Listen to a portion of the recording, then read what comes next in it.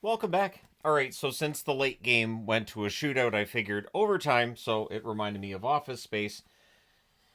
There are people watching this video that are too young to remember Office Space, and there's something depressing about that because it's a great movie. At any rate, we're going to start things off talking about the Tampa Bay Lightning and the Carolina Hurricanes. Both of these teams playing their first game. Of course, their second game was supposed to be tomorrow. That is postponed. Vasilevsky versus Anderson. There's a good early back and forth between these teams. Gostisbehere is a slap shot that's blocked as the Canes press. Lilleberg and Ghost get a little bit unfriendly. Kucherov is denied on a breakaway. The Bolts press at 3 minutes. Vasilevsky denies Svechnikov on a rush. The shots are 4-1 for Tampa at 4 minutes. We get a power play that's drawn by Tampa. There's back-to-back clears. Pretty aggressive penalty kill by the Canes. Nothing new there. That was killed off, and then the Canes, they get a turn on the power play. There were a lot of power plays in this game. Svechnikov is a slot shot that gets blocked and cleared out. That power play was killed off, no shots. In fact, both power plays early in the game did not manage to record a shot on net. The Canes press are kept to the outside. Things are pushy on a hold by Freddie Anderson. The Canes get stuck on one shot for a while. Things are pushy on a hold by Vasilevsky as well, as the dislike between these teams is rising, but it never really got over the top. Like, we didn't see any kind of ugly incidents out of that I saw. There's a delay there's a delay, I should say, for bench monitors being out. That took a few minutes to get straightened out. Chaffee's denied on a rush. Either it was straightened out or they just said fine. Neither team has the monitors. I've seen that before. There's a near miss for Carrier as the Canes press, and then they score at 14:32. Stahl buries a loose puck in close. Carrier and Martinuk with the assist. So good line there. I guess we can say it's the most productive for the Canes tonight. It's 1-0 Carolina. Kucherov's denied. The Canes rush the other way. There's more pushing on a hold by Vasilevsky. And I was thinking to myself, too, like, eventually the referees are going to take one. If this keeps up, they're just going to pull one out of that pile and knock all this stuff off. Canes press with 3.5 minutes left. Slavin fires one high on a breakaway. The Canes have a 3-on-1 that gets broken up. Aho has a rush chance that's saved. It's all Canes at this point. In fact, Gostisbehere is denied in the closing seconds. So after the first period, it's 1-0 Carolina. They're behind in shots, but it felt like they were controlling the game. And then we get to the second. Paul has a net drive that's blocked. The Canes press at a minute and a half. We then get a power play for Tampa. It does not take very long. At 2:33, Point scores from Kucherov and Hedman on that power play. He buries that one in close. It's a 1-all tie. No other shots 4 minutes into the period. Just that one shot there by Braden Point. Much better defense, I thought, by both teams in the second period. Roslovic's then denied on a fast break. The Canes press at 5.5 minutes. They're kept to the outside. There's a near miss for Svechnikov on a 2-on-1 rush. The Bolts press 8 minutes in. The shots are 6-3 in favor of Carolina halfway through the period. Jarvis is absolutely robbed from the slot. Vasilevsky, I thought a really strong game for him. One thing that Tampa Bay did not have to start last season was Vasilevsky. It's a huge difference maker. And then when Vasilevsky came back, he wasn't great either. So he looks good to start the season here. That's great news if you're a Tampa Bay fan.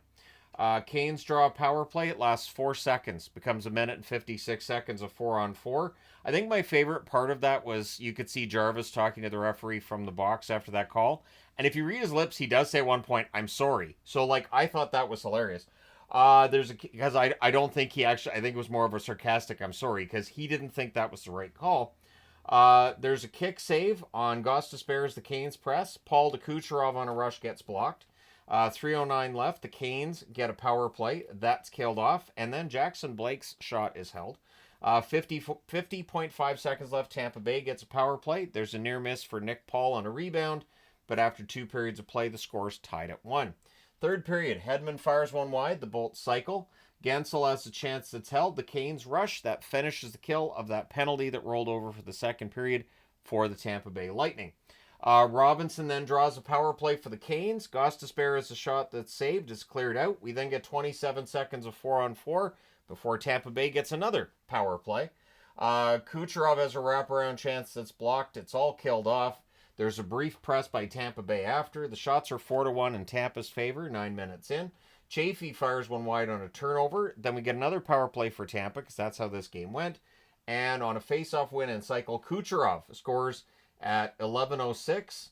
Hedman and Paul with the assists, and it was a nice slap shot by Kucherov to get the goal. Tampa's up 2-1. Canes press with 3.5 minutes left. Both teams remain pretty stingy with shots in this one. Glove save and a hold on Aho during the 6-on-5 with 2:18 left. The Canes call a timeout. Whatever they discussed, it doesn't matter. Kucherov gets one from his own zone. Gensel and Chernak with the assists at 17:53. That's your first empty netter. Goalie pull happens again with 58.6 seconds left, and Kucherov gets the hat trick by hitting the empty net again. His second empty netter in less than 2 minutes. This is at 19:44. Gensel and Hedman with the assists. Every time Jake Gensel touched the puck, Canes fans let him know they wished he had signed in Carolina by booing him mercilessly. So Gensel and the Canes Gensel and the Bolts get the last laugh. They win 4-1, so Tampa Bay's 1-0 to start the season. Carolina's 0-1. The shots on net, 9-6 Tampa in the first, 11-4 Carolina in the second, 10-4 Tampa in the third. Final shots 23-21 for the Bolts. Power plays, Tampa Bay 2-for-6, Carolina 0-for-4. The hits 19-17 for Tampa. Vasilevsky 20 saves on 21 shots. Freddie Anderson saved 19 out of 21 shots. So good game, good defensive battle there. The two empty netters make it look a little more lopsided than it was. All right, and Chicago and Winnipeg rounds out this board. And at Chicago, this close to the Blackhawks stealing one today. So it's Soderblom versus Hellebuck. Now, Brossoit's out, so Soderblom's trying to win himself the right to stick around with the team when Brossoit's healthy, and games like this will give Chicago fits because you don't want to have to put Soderblom in the minors if he's playing really well. Evenly played first few minutes. The teams exchange rushes. Niederreiter has a net feed that's picked off. The shots are 2 apiece at 5 minutes. Pionk with a nice hip check that draws cheers because it was on Connor Bedard. There's a post for Connor as the Jets press. Velarde to Scheifele. Near miss there. Jets press at 8.5 minutes. The Hawks, though, they're blocking. Niederreiter couldn't bury one in close. We get some pushing as Soderblom holds the puck there. Shots are 6-2 for the Jets with 8 minutes left. So Chicago goes a while in between shots in this period. We get a power play for Winnipeg that leads to a shorthanded rush by Foligno. A pretty aggressive penalty kill by the Hawks. They do kill it off. That's one thing with all the veterans for the Hawks. It's definitely going to help the penalty kill. Jets press with 4 minutes left. Scheifele has a net drive. That's defended. Athanasiou was robbed on a rush. And the Hawks are blocking the path to the net well. So it's scoreless after one. Chicago going perfect. Second period, there's a post for Velarde during an early press for the Jets, which doesn't generate shots. The shots are actually 3-0 Chicago 3 minutes into the period. Jets press at 4 minutes. Hayden Fleury has a slap shot. That's held.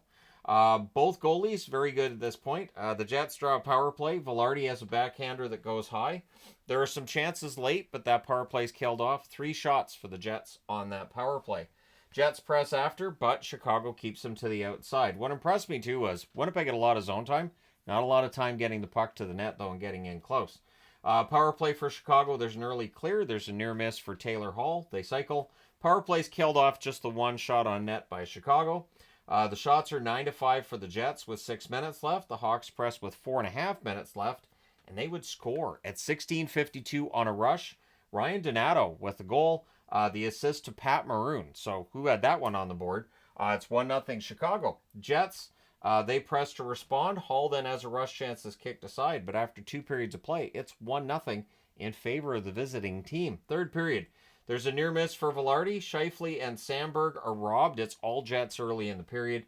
Hall then has a net drive. That's blocked. Athanasiou has a rush chance is kicked aside. The Jets press at 4 minutes. Kurashev has a 3-on-1 chance. That was held by Hellebuck. The Jets press at 4 minutes. Kurashev has a shot that's held. Then lots of Jets near misses again. So there's some near misses. There's some really good saves by Soderblom. There's some good defending by the Hawks as well. Foligno is robbed on a glove save. The fans call one. The referee does not. I didn't hear a ref you suck chant tonight. I know it's early in the season, but I guess fans are pacing themselves. Jones has a shot that's held as the Hawks press. Jets press with 6 minutes left. Iafallo to Kupari gets picked off. Appleton's denied from behind the net. Soderblom frustrating the Jets. At this point, you could see that frustration was starting to come out. Just whatever they did, it wasn't going in. With 1:29 left, the goalie pull happens, and the timeout is called by the Winnipeg Jets. Whatever they discussed works. Scheifele buries a rebound on a face-off win. Ehlers with the assist at 18:56. That sends this game into overtime. The Hawks control early. Hellebuck makes a save. The Jets take over. The Jets then win the next face-off, and Scheifele scores his second goal of the game and the 300th of his career. Connor and Morrissey with the assists at 38 seconds. So your final score is 2-1 for Winnipeg. They go to 2-0. This is not as pretty as the Edmonton win, but it's a win. Chicago 0-1-1 with the loss in this one, but they looked good. Shots on net, 7-6 Winnipeg in the first, 11 apiece in the second, 17-8 Winnipeg in the third. Both teams had a shot in overtime. Final shots, 36-26 for the Jets. Power plays, Chicago 0-1, Winnipeg 0-2. So this game did not have the preponderance of power plays that other games did. 17-13 were the hits in Chicago's favor. Soderblom saves 34 out of 36. At the other end, Hellebuck saves 25 out of 26. Now, I need to change boards. Is it panic time in Vancouver yet? I'm going to say no, but it's not far off. Now the Canucks have a road trip that's going to be a challenge. So it's Ersson versus Lankinen in this one. It was Alex Edler's ceremony. I do wonder if they asked him to play defense for them tonight. And you guys will see why as I go through this review. There's an early press by the Flyers, and then Myers down in Philly's zone. He couldn't put weight on his right leg as he left the ice. This is where you ask Alex Edler, look, I know you signed a one-day contract to retire as a Canuck. Can you suit up and go out on the ice? Because we're down to 5 guys, and yeah, the defense has been a little shaky.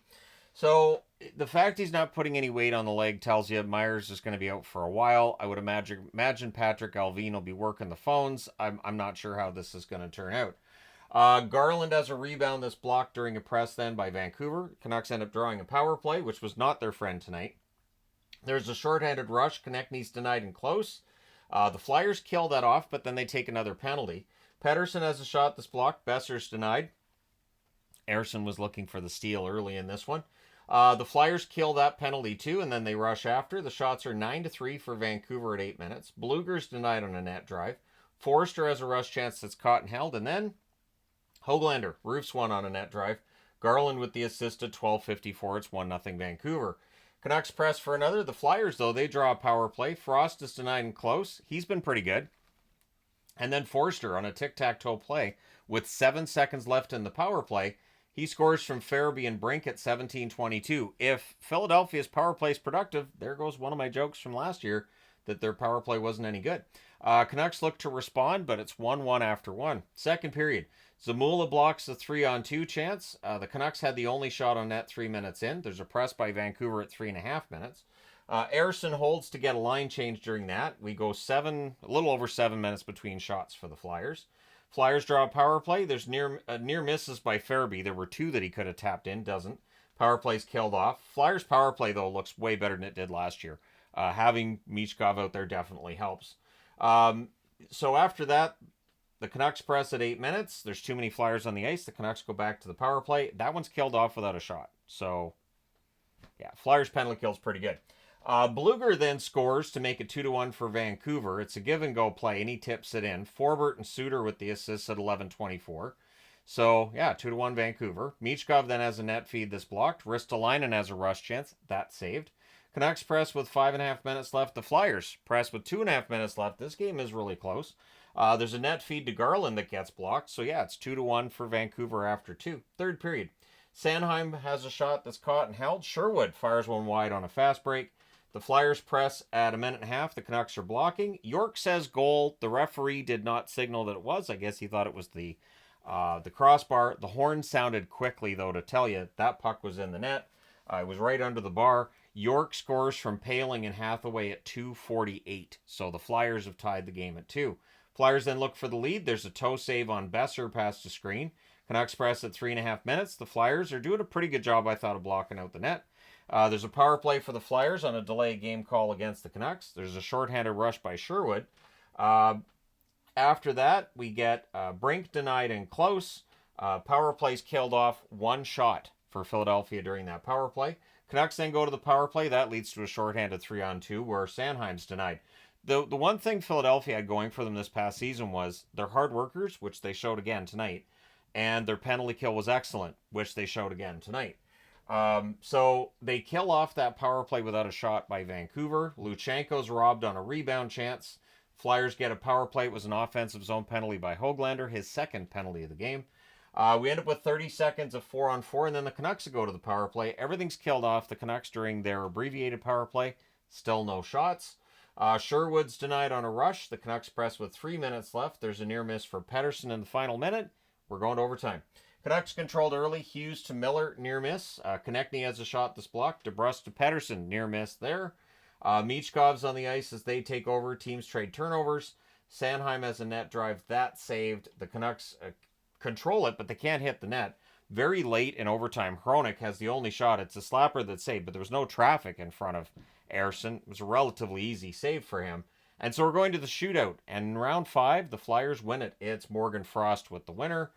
So it's a 3-2 shootout victory for the Flyers. So the Canucks lose both games at home against first Calgary and now Philly. And now they're headed out on the road to play Tampa, to play Florida. They get to play Philly again. It's that East Coast swing. So in seasons prior to this last season, the Vancouver Canucks go on the East Coast swing, and very often it hurts their playoff chances. We'll see how it goes this time out. Shots on net, 12-10 Vancouver in the first, 6-5 Philly in the second, 14-8 Philly in the third, and 2-1 Philly in the overtime. It hurt the Canucks that they were down to 5 defensemen for sure, but this is the second game in a row where they've faded as the game's gone along. Final shots, 32-26 for Philly. Power plays, the Flyers 1 for 4, Vancouver 0 for 5. The hits, 25-21 for Vancouver. Ersson was very good, 24 saves on 26 shots. Lankinen was fantastic, 30 saves on 32 shots. I am so happy they have Lankinen because I don't know what the other option for tonight's game necessarily would have been, but it's not one that I would have been all that happy and comfy with. All right, last game of the night, St. Louis and Vegas. St. Louis could not manage the comeback tonight, though they tried. It's Bennington versus Hill. Dorofeev has a net drive that's blocked. The fans call one. The referee does not. Shots are 2-0 for Vegas at 3 minutes. Vegas presses at 4.5 minutes, but it's St. Louis that opens the scoring. It's Buchnevich who goes glove side, and it's a backhander as well. Kyrou and Broberg with the assists at 6:47. But Vegas always answers. This is what they're doing this year. At 8:02, Eichel, forehand, backhand, and buried. Barbashev and Stone with the assists. So that line's been very productive. Blues press to respond. Vegas draws a power play. We get a post for Stone. The Blues clear. Power play's killed off. 2 shots on net. And 2 posts as well for Vegas during that power play. The shots were 7-6 for Vegas with 7 minutes left. Not a lot of shots after that, but there definitely was a goal. Olofsson has a screenshot that saved. The Blues press with 2 minutes left. And then on a rush, it's a tic-tac-toe play by Vegas. Barbashev from Stone and Eichel at 18-13. So this line doesn't need a lot of time. They don't need a lot of runway. They just make it work. And it is a 2-1 lead for Vegas after 1. Second period, early jump for Vegas. Hanifin has a slapper that saved. Olofsson then prevents a Blues goal. The puck lands behind Hill. And I think it was Shen that was going to get to the puck. Olofsson clears it before he gets there. Theodore then buries a rebound from Schwint at 2:55. So for Schwint, that's his first NHL point. Obviously, his first point as a member of the Golden Knights. They picked him up on waivers earlier in the week. So yeah, St. Louis's defense, we'll talk about it in a moment here. Suitors denied, and then Vegas rushes. The Blues defense allowing a lot. And part of it is, Suitors jumping up in the play, great, but nobody was back covering for him, so that means you're going to have an odd man rush the other way. We get a power play for St. Louis. There's an early clear. Jake Neighbors with a near miss, and then Buchnevich gets the power play marker from Kyrou and Falk at 7:29. That tightens up the score a little bit. It is now 3-2 for Vegas. Vegas presses at the half. The shots are 9-4 for Vegas with 8.5 minutes left. We get a power play drawn by the Vegas Golden Knights. There's a shorthanded 2-on-1 that misfires, but the Blues do manage to kill that off. Vegas presses after it's done. Toropchenko then has a rush chance that's saved. It is 3-2 for Vegas after 2 periods of play. In the third, the early jumps for the Blues. Olofsson has a net drive that saved.